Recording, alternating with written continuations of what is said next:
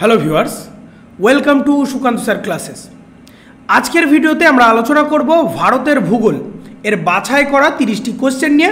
তোমরা জানো রেগুলার সকাল 7টায় আমাদের সুকান্ত স্যার ক্লাসেসের তরফ থেকে বাইলিঙ্গুয়ালি পিডিএফ সহ PYQ আকারে রেগুলারের জিএ অর্থাৎ জেনারেল অ্যাওয়ারনেসের ভিডিও সকাল 7টাতে তোমরা পেয়ে যাচ্ছ, যেগুলো upcoming PSC, WBP with KP, railway এবং পিএসসি সহ এসএসসির সমস্ত পরীক্ষার জন্য এগুলো কিন্তু ইম্পর্টেন্ট হচ্ছে। ঠিক আছে, যারা যারা আমাদের এখনও টেলিগ্রাম চ্যানেলের সঙ্গে জয়েন হওনি অবশ্যই নিচে ডেসক্রিপশান থেকে টেলিগ্রাম চ্যানেলের সঙ্গে জয়েন হয়ে যাও।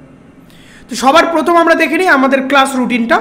জিএ এর ভিডিও থাকছে রোজ সকাল 7টাতে। ঠিক আছে, একদিন ইতিহাস, একদিন ভূগোল, জিওগ্রাফি, ইকোনমিক্স, এইভাবে 7 দিনের 7 রকম কিন্তু ভিডিও থাকছে তোমাদের জন্য বাইলিঙ্গুয়াল। ইংলিশের স্পেশাল ভিডিও থাকছে সন্ধ্যে 7টায়, সায়েন্সের স্পেশাল ভিডিও হচ্ছে রাত 8টা থেকে, এটা এই উইক থেকে শুরু হবে, এবং mathematics, GI, doubt clearing section সহ সম্পূর্ণ লাইভ সেকশন তোমরা পেয়ে যাচ্ছ রাত 10টা থেকে। চলে আসি সবার প্রথম আজকের কোয়েশ্চেন, অর্থাৎ ভূগোলের বাছাই করা 30টি কোশ্চেনের কোশ্চেন নাম্বার 1 বলেছে, the Kullu valley situated between, অর্থাৎ কুলু উপত্যকা কার মধ্যবর্তী স্থানে তৈরি হয়েছে বা অবস্থিত? লাদাখ এবং পীরপাঞ্জাল, রঞ্জটি এবং নাগটিব্বা, কম হিমালয় এবং অর্থাৎ লেসার হিমালয় এবং সাওয়ালিক,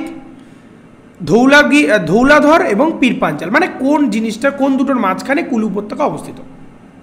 তো অপশান নাম্বার 1 হয়ে যাচ্ছে সঠিক উত্তর, লাদাখ এবং পীরপাঞ্জালের মধ্যবর্তী স্থানে অবস্থিত। 2 নম্বর কোশ্চেন দেখে নাও, ভারতবর্ষের টপোগ্রাফিক মানচিত্র কে প্রস্তুত করেন? ভারতের টপোগ্রাফিক মানচিত্র প্রস্তুত করেন সার্ভে অফ ইন্ডিয়া। ঠিক আছে, সার্ভে অফ ইন্ডিয়া টপোগ্রাফিক মানচিত্র প্রস্তুত করেন। 3 নম্বর কোশ্চেন দেখে নাও, যে পর্বতগুলি হিমালয়ের শৃঙ্খলের অংশ নয় কোনটি? আরাবল্লী, কুনলুন, কারাকোরাম নাকি হিন্দুকুশ পর্বত? অপশান নাম্বার 1 আরাবল্লী হচ্ছে হিমালয়ের পর্বতশৃঙ্গের অংশ নয়। ঠিক আছে, 4 নম্বর কোশ্চেন দেখে নাও, গডউইন অস্টিন হলো টেলিস্কোপের উদ্ভাবক, ভূতত্ত্ববিদ, পাস নাকি শৃঙ্গ? গডউইন অস্টিন হচ্ছে একটি শৃঙ্গ। ঠিক আছে, পর্বত শৃঙ্গ গডউইন অস্টিন বা K2 নামেও পরিচিত এটাকে। ঠিক আছে, K2 নামে পরিচিত।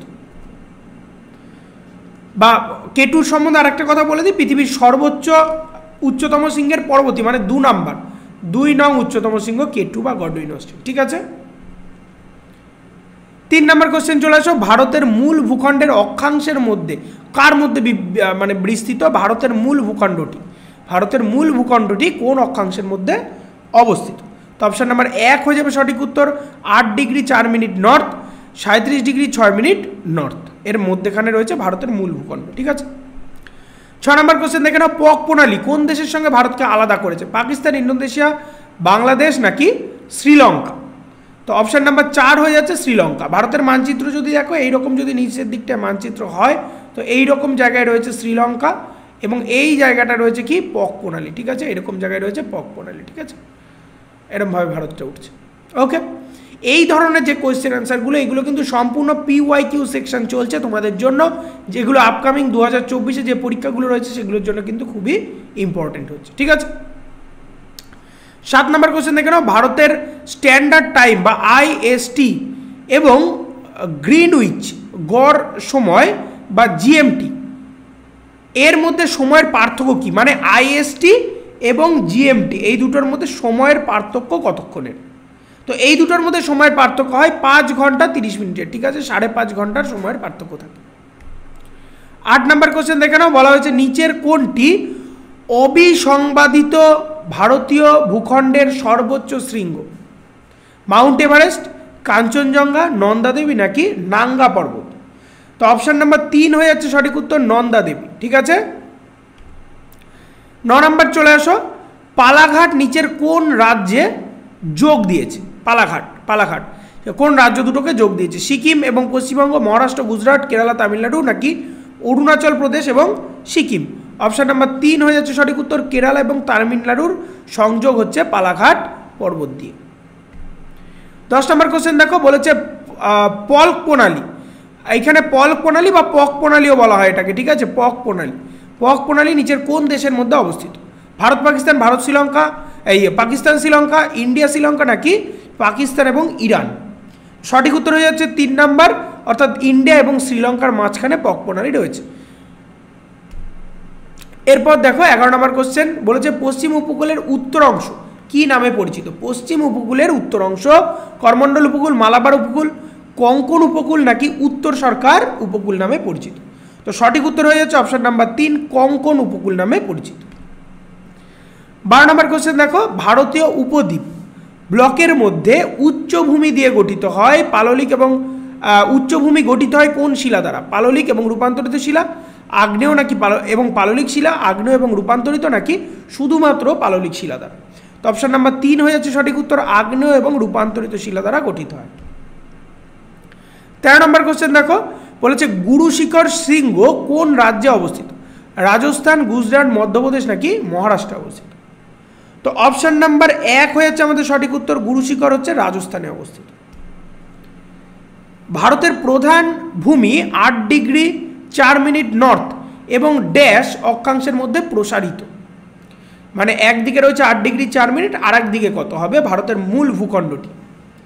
তো 14 নম্বর কোশ্চেনের সঠিক উত্তর হয়েছে 2, 37 ডিগ্রি 6 মিনিট নর্থের মধ্যে অবস্থিত রয়েছে। এরপর দেখো থাল, ভোর এবং পালাঘাট হলো ড্যাশের পাস, কোন পর্বতমালার পাস?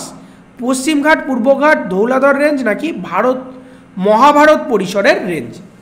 তো 15 নম্বর কোশ্চেনের সঠিক উত্তর হয়ে যাচ্ছে অপশন নাম্বার 1, পশ্চিমঘাটের, এগুলো সব রেঞ্জ, ঠিক আছে। 16 নম্বর কোশ্চেন দেখো নিচের কোনটি হিমালয়ের নদী সম্পর্কে সত্য কথা নয়? হিমালয়ের নদী সম্পর্কে সত্য কথা নয় কোনটি? তো 16 নম্বর কোশ্চেনের সঠিক উত্তর হয়ে যাচ্ছে অপশন নাম্বার 2, তারা শুধুমাত্র বৃষ্টি থেকে জল নেয়। বৃষ্টি থেকে শুধুমাত্র জল নেয় না, এদের মধ্যে অনেকটা বরফ গলা জলেও পুষ্ট থাকে।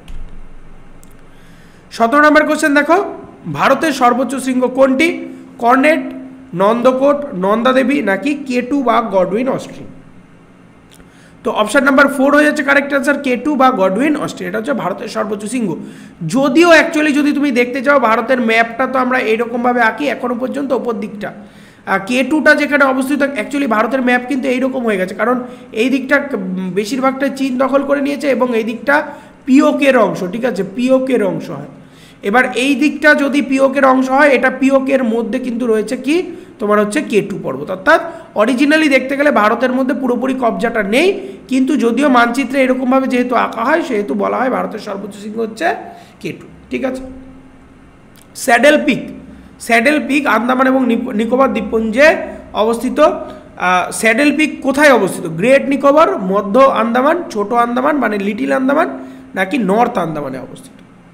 তো 18 নম্বর কোশ্চেনের সঠিক উত্তর হয়ে যাচ্ছে এটা উত্তর আন্দামানে অবস্থিত, আন্দামান এবং নিকোবর দ্বীপপুঞ্জ স্যাডেল পিক।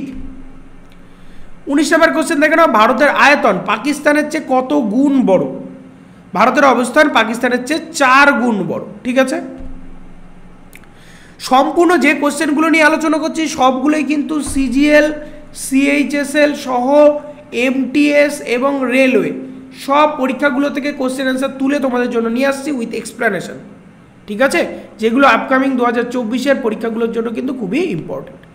এরপর দেখো 20 নম্বর কোশ্চেন যেটা আছে শরীরিমালা স্থানটি নিম্নলিখিত কোন রাজ্যে অবস্থিত? অন্ধ্রপ্রদেশ, তামিলনাড়ু, কেরালা নাকি কর্ণাটক?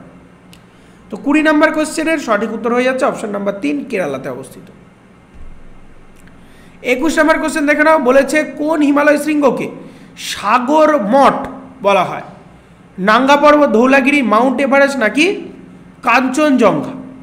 তো 21 নম্বর কোশ্চেনের সঠিক উত্তর হয়ে যাচ্ছে অপশন নাম্বার 3, সাগর মঠ বলা হয় মাউন্ট এভারেস্টকে। তুমি যদি নেপালে ঘুরতে যাও, ঠিক আছে, নেপালে কোনো সময় যাও তো দেখতে পারবা নেপালে এই মাউন্ট এভারেস্টটা তো নেপালে অবস্থিত এবং নেপালে সবাই এটাকে সাগর মঠ বা সাগর মাথাও বলে, ঠিক আছে, সাগর মাথাও বলা হয় এটাকে, ঠিক আছে। নেপালের লোকজনরা সবাই সাগর মাথা বলে জানে মাউন্ট এভারেস্টকে, ঠিক আছে, এবং ওখানে এই নামটাই প্রচলিত কিন্তু। 22 নম্বর কোশ্চেনে দেখে নাও বলেছে ভূমির একটি সরু ফালা যা দুটি বৃহত্তর ভূমি ভরকে সংযুক্ত করে তাকে কি বলা হয়?